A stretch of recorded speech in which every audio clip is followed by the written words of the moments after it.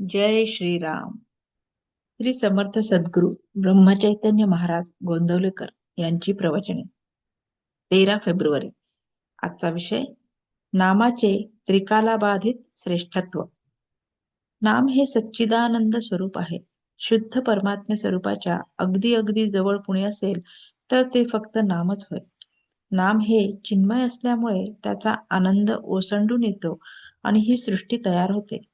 अनेक रूपे घडविणे, ती मोडणे आणि नवीन तयार करणे, पण आपण स्वतः मात्र मूळ स्वरूपाने राहणे, ही केवढी विलक्षण लीला आहे. खरोखर तुम्हाला मी काय सांगू. बोलायला शिकल्यापासून आजपर्यंत मी नामाबद्दलच बोलत आहे. अजून नामाचे महात्म्य संपत नाही. नामाचे महात्म्य सांगून संपले तर भगवंताचे भगवंत पण लटके झाले असे समजावे. जो नामात मीपणाने नाहीसा झाला त्यालाच नामाच्या महात्म्याची कल्पना आली.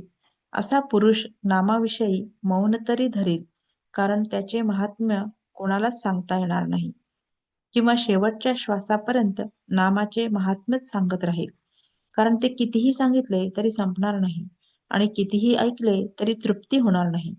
नामाने सर्व पापे नाहीशी होतात. भगवंताला विसरणे हे सर्वात मोठे पाप आहे. नामाने भगवंताचे स्मरण होते. नाम हे वेदांपेक्षाही श्रेष्ठ आहे. कसे ते पहा. वेदाध्ययनापासून फायदा होण्यासाठी 4ही वेदांचा अभ्यास करणे जरूर आहे. त्यासाठी पुष्कळ वेळ आणि श्रम लागतात. नामाला श्रम नाहीत. दुसरे, वेदांचा अधिकार सर्व लोकांना नाही, पण नाम कुणीही घ्यावे. वेदांच्या मंत्रांचा आरंभ ओंकारानेच होतो, म्हणून वेदारंभी देखील नामच आहे. नाम हे तीर्थयात्रेपेक्षा श्रेष्ठ आहे.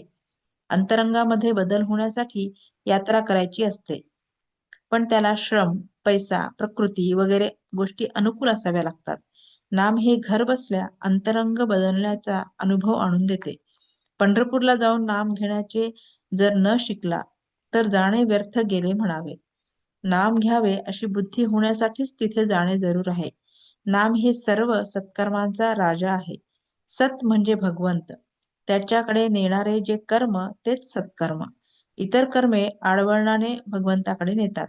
नाम हे साक्षात भगवंताकडे पोहोचवते. नामाने भवरोग नाहीसा होतो. भव म्हणजे विषय.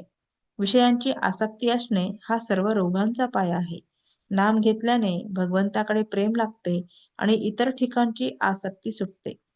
नामाने सर्व दुःखे नाहीशी होतात, कारण या दुःखांचे मूळ विषयांच्या आसक्तीमध्ये आहे आणि नामाने ती आपोआप सुटते, म्हणून दुःख नाहीसे होते. शिवाय भगवंत हा आनंदरूप असल्याने त्याला नामाने घट्ट धरला की दुःख त्या ठिकाणी कसे राहू शकेल. बोधवाक्य.